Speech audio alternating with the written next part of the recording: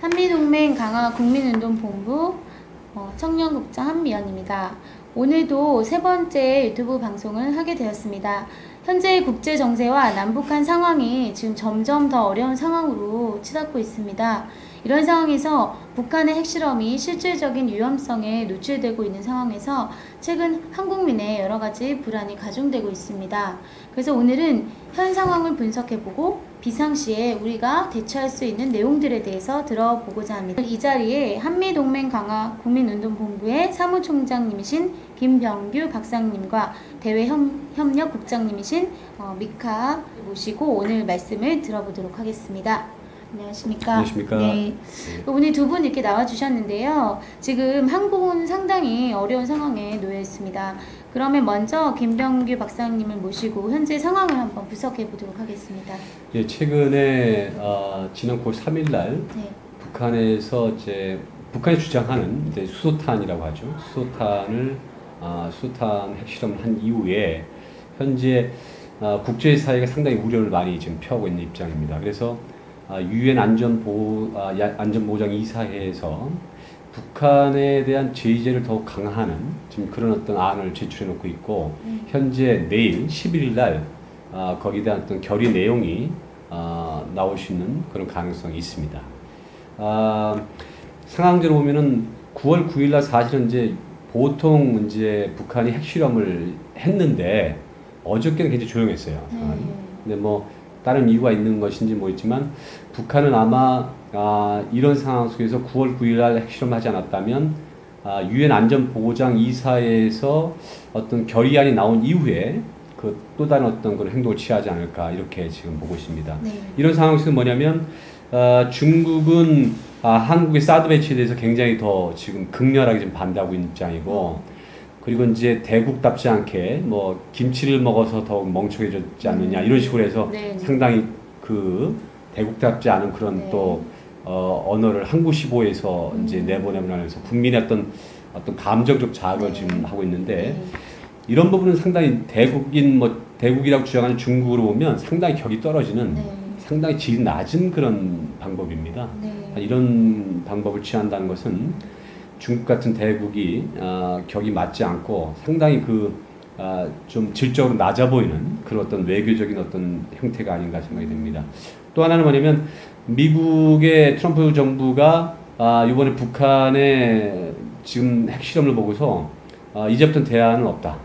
대화는 하지 않겠다. 이런 입장을 내세우면서 강력한 군사적 옵션도 항상 준비해두고 있다. 이런 식으로 지금 얘기를 하고 있습니다. 그래서 현재 남북한 상황에서 또 그리고 문재인 정부는 지금 더 이상한 상황이 됐는데 문재인 정부는 이제까지는 엄중한 제재와 압박 가운데 있으면서도 북한에 계속 대화 제의를 하다가 그 북한의 핵실험 이후에 9월 3일 이후부터는 대화란 말을 다 뺐습니다. 이제는. 그래서 어떤 의도인지 모르겠지만 북한의 대화를 재개하는 것이 현재 상황에서 바람직하지 않다 이렇게 아마 판단한 걸로 보고 있습니다.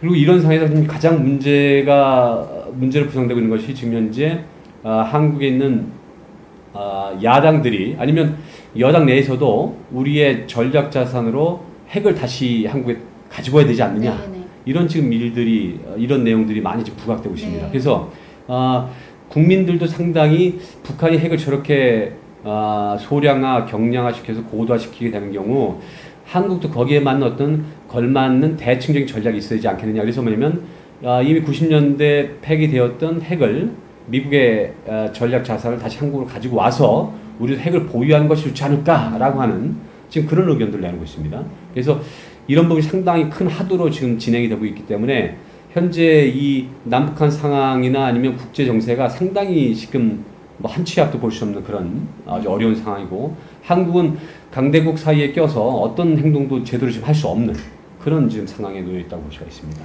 네, 그러니까 이러한 급박한 상황에서 지금 내일 유엔 안보리 이사회에서 북한 제재에 대한 결의가 있을 것으로 예상을 하고 있는데요. 이거 어떻게 보십니까? 지금 현재 미국에서 제의한 대북한 제재 결의안의 가장 중요한 게 뭐냐면 북한의 원유를 완전히 끊어버리는 거죠. 그다음 두 번째가 뭐냐면 세컨더리 보이콧이라고 해서 북한과 접촉하고 있는 북한을 지원하는 기업이나 개인, 국가까지도 모두 제재의 범위 속에 집어넣다는 얘기입니다. 이 부분은 미국이 이제 할 수 있는 가장 어떤 경제, 정치적인 어떤 제재는 가장 강력한 제재가 되겠습니다. 특히 뭐냐면 만약에 중국이 북한에게 원유를 제공하지 않는 경우에는 북한은 굉장히 문제가 많이 생기죠. 지금 현재 그 송유관이 북한하고 연결되어 있는데 만약에 중국이 송유관에 그 송유관을 잠가버린다면 북한으로서는 굉장히 아마 견디기 힘든 그런 고통을 갖게 될 것입니다.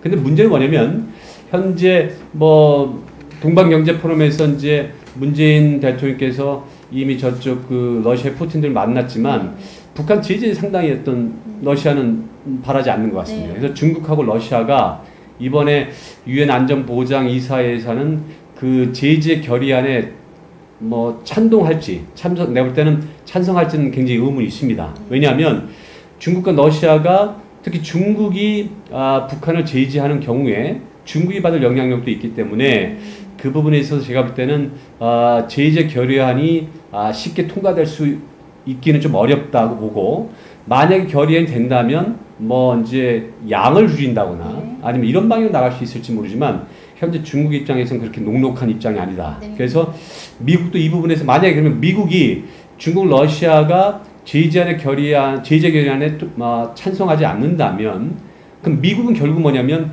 북한을 자극해 독자적인 어떤 제재를 할 수밖에 없습니다. 그것이 뭐냐면 우리가 말하는 군사적 공격도 배제할 수 없다. 이런 생각이 갈 수 있다라고 하는 것을 염두에 둘 수가 있습니다. 이런 상황에서 현재 문재인 정부에서 이 대북 정책에 대해서 조금씩 변화가 오고 있는데요. 그 사드에 대한 입장이 지금 변화하고 있고 그에 대한 그 문재인 대통령의 또 발표가 있을 것으로 예상이 되고 있는데요. 어떻게 생각하십니까? 지금 현재 사드가 뭐 우리가 처음 이제 미국에서 가지고 올 때 상당히 문제가 되지 않았습니까? 그다음에 이제 뭐 상주에서도 지금 현재 매일 지금 현재 사드 배치 때문에 뭐 엄청난 데모가 계속 일어나고 있고 그다음에 상당한 사상자가 좀 발생이 되고 있습니다. 근데 사드 배치가 지금 현재 뭐 환경평가라고 하는 명분으로 이제 차일피일 미뤄지고 있다가 현재 북한의 핵실험을 통해서 상당히 현재 그 4기를 더 추가해서 원래 이미 2기가 설치가 돼 있는데 4기를 임시 배치를 더 하는 겁니다. 근데 뭐냐면 현재 이런 상황 속에서 문재인 정부가 사실은 사드의 설치를 뭐 중국 입장 때문인지 몰라도 상당히 반대하는 입장이 있었고 그 다음에 그것을 탐탁지 않게 여겼던 게 사실이죠. 하지만 이제 현재의 상황으로 볼 때에 이 북한의 지금 여러 가지 핵실험이 상당히 그 엄중한 상황이라고 하는 것을 이제 지금 느끼는 것 같습니다. 그래서 이제 그런 부분에 있어서 이 사드 설치가 불가피하지 않겠느냐. 하지만 뭐냐면 오늘 아마 문재인 대통령이 아마 곧 정견 발표를 할 것 같지만 이 내용이 왜 발표를 해야 되냐면 국민들에 대한 어떤 그런 여러 가지 분열입니다.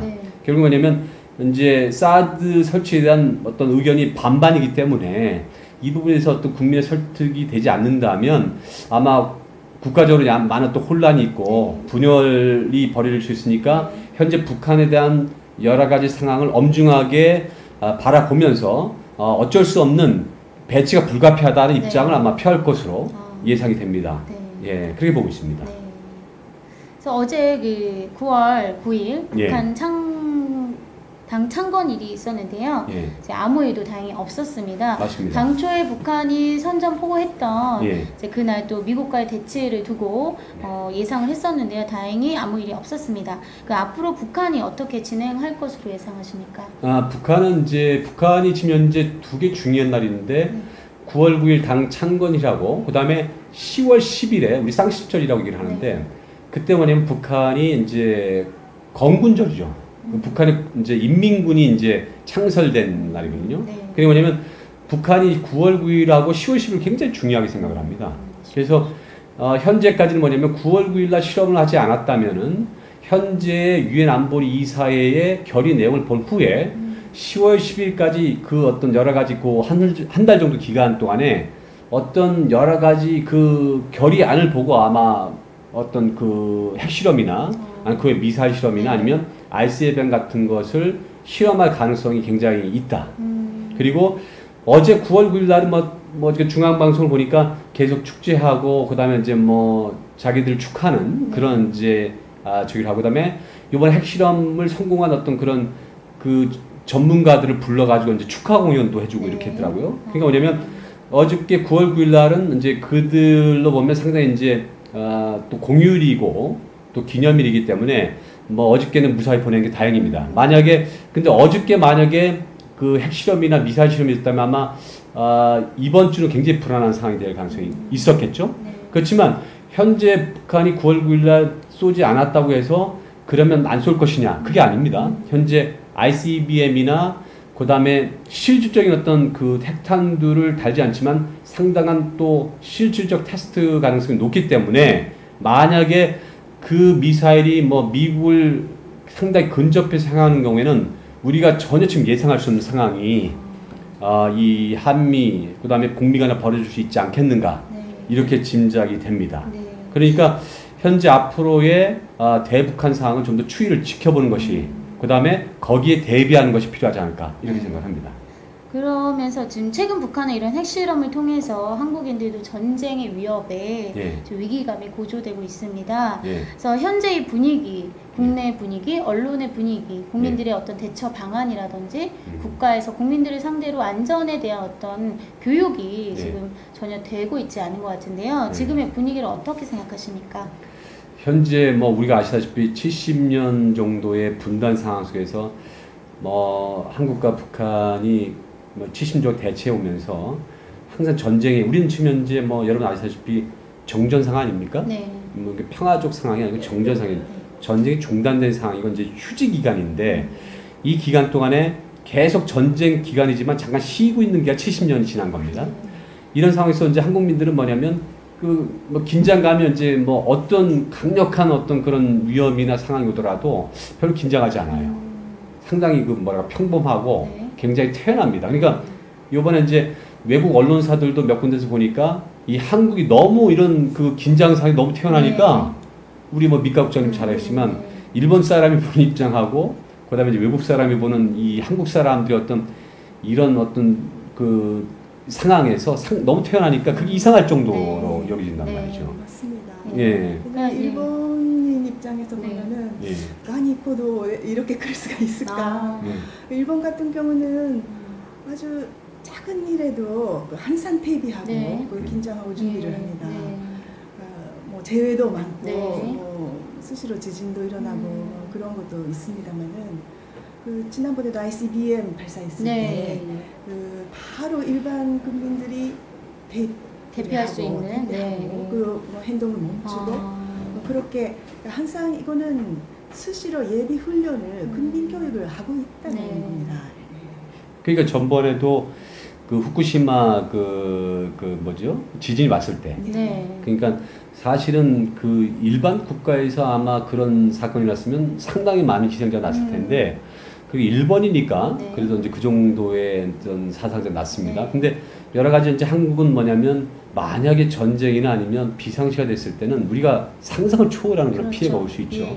근데 이제 일본 같은 경우를 비교하면 내가 볼 때는 한국인들이 인식하는 그 위험도는 상당히 내가 볼 때는 감도가 낮다고 봐요. 어떻게 느끼세요, 그래서? 이게 잘못하면은 한 도시가 더 사라질 정도로 그런 위험성이 있는 거니까 그렇죠. 그거를 대비하려면은 대피 훈련도 하고 대피소를 소개도 하고 위치가 어디 있는지도 모르고 있잖아요. 그런 것도 다 알려주고 그리고 핵폭탄이 떠졌는지 아니면은 과학 무기가 떠졌는지에 따라서도 이게 대피 방법이 다르지 않습니까? 그런 교육도 필요하다고 생각합니다.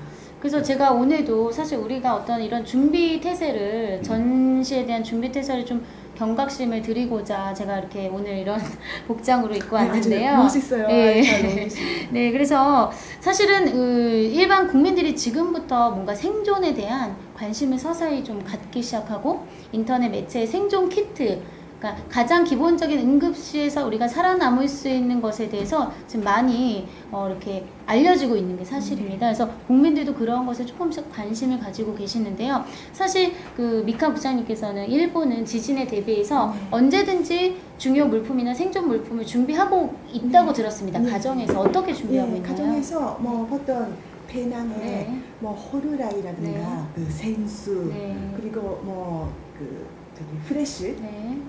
그리고 곰팡 같은 그런 비싼 음식 네. 그런 것을 다 넣고 뭐 나침반이라든가 네. 그런 것을 넣고 항상 그 같은 장소에다 넣어서 준비를 하고 있습니다. 네. 비상시에는 그거 그리고 1인당 하나씩 네. 가질 수 있게끔 아. 너무 큰 가방은 또 네. 어르신들은 뭐 네. 무거워서 힘들지 않습니까? 그래서 적당량을 각각 한 사람 하나씩 들고 바로 네. 비난할 수 있게끔 준비하고 있습니다. 그러니까 어렸을 때부터 그 네. 유치원 때부터 그렇게 교육을 계속 시키죠. 네. 예. 그러니까 제가 북한을 그 오랫동안 다니면서 북한의 사업을 하면서 보니까 북한 사람들 항상 전쟁할 준비가 되어 있어요. 왜냐면 전쟁할 준비뿐만 아니라 또 항상 그렇게 동원될 준비가 되어 있다는 거죠. 네. 항상 비상입니다. 네. 근데 왜냐면 우리가 70년대 남북한을 대치하면서 남한 쪽에서는 우리 한국민들의 어떤 그런 대피의식이나 피난 이런 것들은 굉장히 지금 현재 부족하다. 그렇죠. 그러니까 이런 것들이 세려 어떤 뭐 직접적인 피해보다 이런 피난 가운데 아니면 대피 가운데 더 많은 피해가 나지 않을까 이런 우려가 있어요, 솔직히. 맞습니다. 예, 예. 사실 뭔가 이렇게 전쟁이 터진다거나 공격이 왔을 때 가장 먼저 우리가 편리하게 사용하고 있는 네. 뭐 전기, 휴대폰, 뭐 이런 가스 기본적으로 이렇게 끊기지 않겠습니까? 맞아요. 그렇다면 우리가 뭐 일단은 서로 연락할 수 있는 방법도 없을 거고 많은 혼란이 있을 거라고 생각합니다. 그래서 가족분들이 미리미리 그런 대피에 대해서 좀 의논을 하시고 만날 수 있는 장소나 비상시에 어떠한 것들이 이루어질 수 있을까 좀 얘기를 하는 시간을 좀 대비를 하는 것도 좋을 것 같아요. 예, 그러니까 왜냐면 우리가 한미 동맹 강화 국민운동본부에서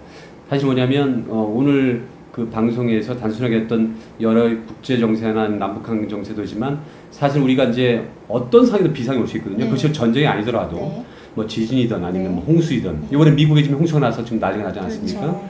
그러니까 그런 상황에서 엄청난 피해가 미국 같은 나라도 엄청난 피해가 있는데 우리도 이제 사실은 지금 현재 뭐 지구 온난화 여러 가지 상황 속에서 환경 변화도 있고 이런 상황에서 전쟁이 아니더라도 여러 어떤 비상 사태에 대비할 수 있는 네. 그런 어떤 우리의 준비 자세가 필요하지 않은가 저는 네. 이렇게 생각합니다. 그래서 이제 인터넷에 예. 가장 기본적인 생존을 할 수 있는 비상 키트에 대해서 이렇게 요즘에 관심을 갖고 있습니다. 그래서 저도 이런 것들을 검색을 하면서 아 이런 것들이 있구나 처음 알게 됐거든요. 물론 이제 미카 국장님께서는 교육이 많이 되셨을 거라고 아는데요. 그래서 제가 사실은 이제 한번 야외 생존을 예, 한번 경험을 해봤는데 예. 이제 해본 결과 뭐 기본적으로는 이렇게 소개되는 물품 중에서는 그 생존 배낭에 우리가 기본적으로 물, 그 다음에 며칠을 버틸 수 있는 비상 식량 이거는 뭐 기본이겠죠. 그래서 그렇죠. 생수랑 비상 초코바나 에너지를 낼 수 있는 것들은 기본으로 보관을 하시고 이제 가장 중요한 거는 이제 겨울철이 옵니다. 그래서 예. 우리가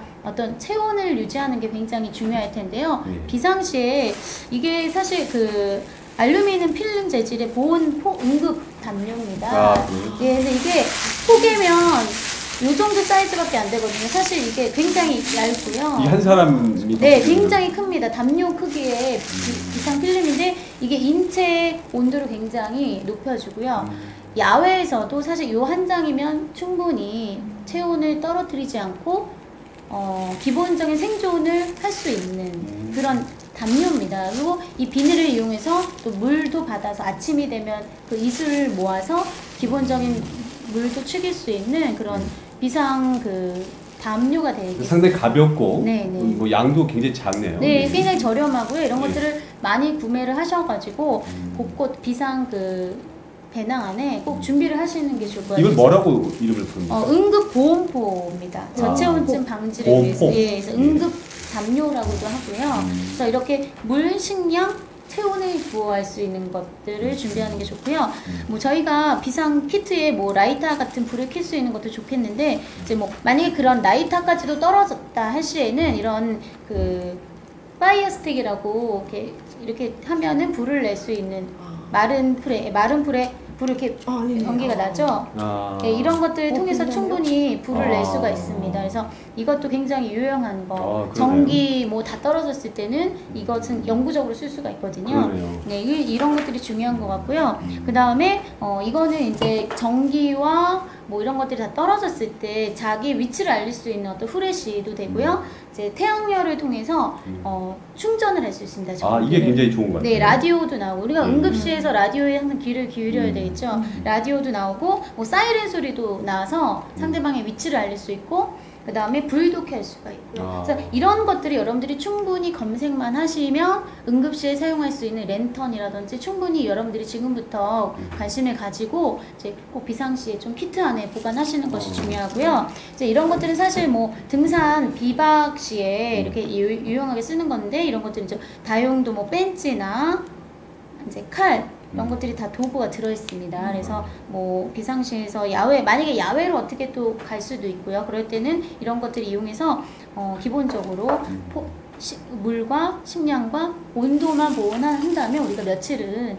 이제 급한 상황에서 생존할 수 있는 기본적인 도구라고 생각이 됩니다. 그 외에 방독면이라든지 이런 것들을 충분히 여러분들이 구매하실 수 있으면 최대한 확보를 하셔서 대비하는 것이 좋다고 생각을 합니다. 이건 뭔가요? 네, 그러니까 이거는 이제 뭐 산에 배낭을 갈 때 쓰는 건데요. 이거는 정말 가볍잖아요. 예, 가볍네요. 가스로 연결해서 간단하게 취사를 할 수 있는 그런 도구인데요. 뭐 이런 것까지는 없더라도 그 며칠 사이에 생존에 급한 상황에서 우리가 뭐 길을 가다가 응급 상황을 맞을 수도 있고요. 뭐 다양한 곳에서 응급 상황을 맞을 수 있기 때문에 항상 기본 키트를 준비하는 것이 중요하다고 생각을 합니다. 네. 작고 컴팩트하네요. 네, 그러니까 요즘에 좀 등산 문화가 많이 발전하셨잖아요. 캠핑 문화. 그러면은 그 기본적인 뭐 이런 취사 도구를 간단하게 쌀 수 있는 그런 용품이 많더라고요. 그래서 이제 알아만 보신다면 우리가 대비만 한다면 충분히 이런 것들이 있는 것을 여러분들이 아시고 준비하실 수 있을 것 같습니다. 근데 우리가 생각하는 것보다 이제 이런 제품들이 사실 뭐냐면 얼마든지 구할 수 있는데 그렇죠. 구할 수 있는데 아직까지 이제 그런 경험들을 못 해봐서 최근에 이제 얼마 전에 이제 그 민방위 훈련이라고 이제 시작을 했어요. 이제 옛날에 우리가 어렸을 적에 민방위 훈련이 이제 계속 있었는데 최근에는 그 민방위 훈련이 조금 좀 안 하다가 다시 이제 재개가 되기 시작했습니다. 근데 이제 정부에서도 조금 그런 부분에 아마 느끼는 좀 약간 여러 가지 비상의 상황이 이제 느끼는 것 같습니다. 근데 중요한 건 뭐냐면 현재 그 한국의 언론에서 이제 이 한국의 어떤 그런 사실 한국이 가장 어려운 상황이고 힘든 상황인데 그런 것을 제대로 좀 방송 안 해주는 것 같은 느낌이 좀 있기도 해요. 사실은. 근데 이제 며칠 전에 사실 관공서를 비롯해서 민방위 훈련을 했었거든요. 근데 이제 뭐 미사일이 왔을 경우에 어떻게 대비하느냐. 근데 실질적으로 그냥 뭐 책상 밑에 숨는다 이런 정도밖에 이제 훈련을 하고 있지 않습니다. 뭐 일본은 실질적으로 구체적으로 하는 걸로 알고 있는데요. 그래서 이런 것들을 우리가 충분히 대비할 수 있고 만약에 각자 흩어졌을 때 이런 생존의 키트를 항상 준비할 수 있는 좀 대비가 돼야 되지 않나 생각이 듭니다.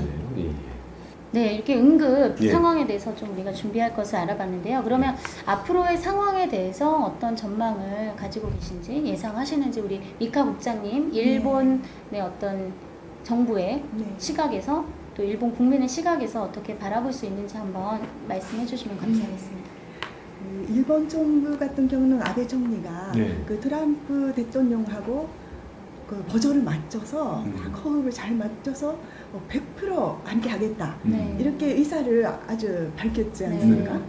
그래서 트럼프 대통령 입장에서도 그 미국 입장에서도 이제 함께하는 그 뭐 혈맹국이다 이렇게 생각을 하고 있고 가장 중요한 혈맹국이다 이렇게 자기네들말 정도로 이렇게 보조를 맞추고 있어서 일본도 굉장히 불안감이 고조돼 있지만은 그래도 아베 총리가 있기 때문에 뭐 국민 입장에서는 일반 국민 입장에서는 뭐 안전을 그래도 국민의 안전을 지켜주지 않을까라는 생각을 가지고 있습니다. 그렇지만 한국을 이렇게 좀 제3자 입장에서 바라보게 되면은 솔직히 많이 불안합니다.